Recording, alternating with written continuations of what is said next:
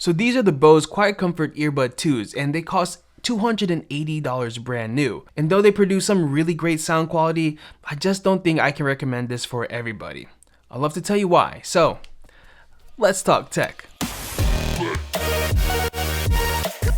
I'm Adrian with Ardently Tech, and these earbuds are my second pair of Bose earbuds. I got to try the QuietComfort ones for a very long time, and though I had some good experiences with them, there are some gaps in my time using that pair of earbuds. They were just too big. They weren't comfortable. Even though the name said QuietComfort, they just were so bulky and oddly shaped. This iteration of the QuietComforts, the second generation, really improves on a lot of those, like at least aesthetically and fit-wise, but it doesn't fix some of the issues I had with it, and it actually took some of the things that I liked about the first ones away. But let's start with the good things and what I like about these. First and foremost, the sound quality out of these earbuds are immaculate. They're really good. Everything just sounds richer, sounds deeper. The bass, the range is just great. I feel like I can hear parts of songs that I haven't heard before using these earbuds. Again, I'm not an audiophile, so you can take all of this with a grain of salt, but I was very impressed by these, more impressed than I have been from earbuds in its similar price category. And that goes the same for the Active Noise Cancellation. The Active Noise Cancellation, the Bose have been known to be one of the top out there, if not the best,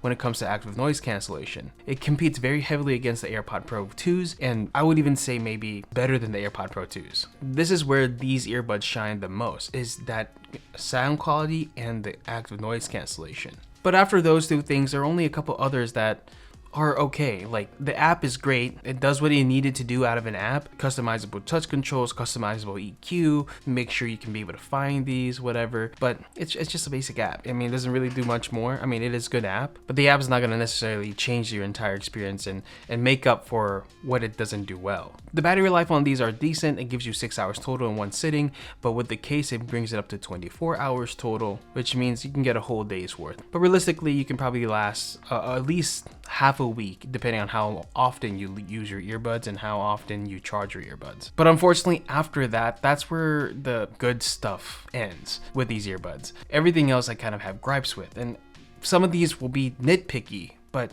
for $280, I'm gonna be nitpicky. The one thing that I was kind of disappointed in the previous model was that it didn't have dual connectivity, so I couldn't connect the two devices simultaneously and switch between them. The fact that the QuietComfort Earbud 2s don't improve that from the first generation kind of disappoints me, and it's really nice to have, and I come to expect it from earbuds of a certain price point like this one. Where there's earbuds out there that can do that at half the cost of these earbuds, it's hard to understand why these can't.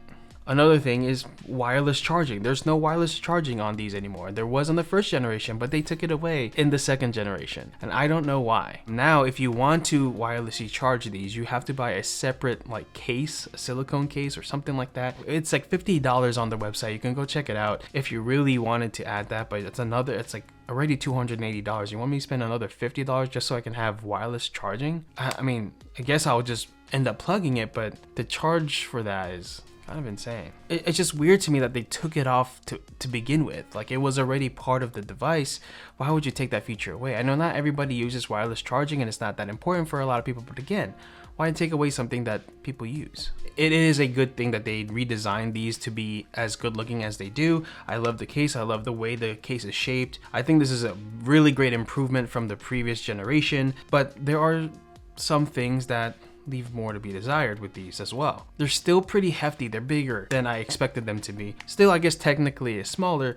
It's just still pretty hefty. And with its heft, I would expect it to have much more larger battery life capacity with the case, but the smaller footprint AirPod Pro 2s actually provide longer battery life than these do. So another thing I had an issue with the previous models, that the earbuds always fell out of my ear. Sure, they had different wing tips and different earbud tips that you can switch and mix and match to find that perfect fit, and maybe you would get that to work. I thought that we'd change that with this redesign, but it really didn't. They still have multiple different wingtips and earbuds that you have to switch and find the perfect fit for. But even after a few minutes of me trying to mix and match and trying out different earbud tips and wingtip combinations, I thought I found it, but then I would go to the gym and it would just fall out of my ear again. which after a while just gets frustrating. I think I'm on my 4th iteration and I finally found the one that doesn't fall out as often, but I still find myself at least readjusting or having to readjust mid-workout or anything like that. So it's just kind of frustrating to kind of have to deal with that for an earbud that, again, is just really expensive. Not to say there's other competitions that don't do the same, but I think part of it's because it's so hefty and so big that they might just always fall out. I don't know. The cost of sound quality and the heft to the earbuds of them continuously falling, I just don't know if it's like worth it.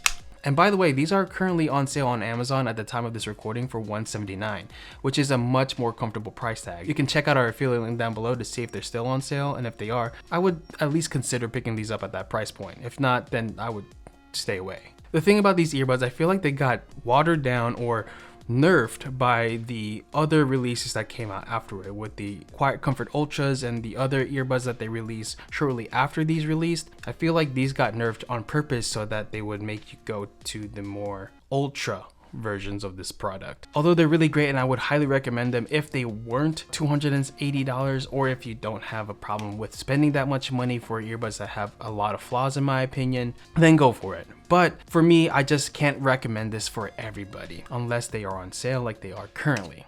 But let me know your experience on the earbuds. Am I the only one? Am I crazy? Are these kind of overpriced for what they deliver and what they didn't improve, or what they even took away from the previous iteration of the QuietComfort Earbud 1s? So if you want to find a more affordable option that also delivers some really great sound quality, you should check out this review right here, or any of the other earbud reviews on this playlist right here. We'll catch you in one of those videos. Peace.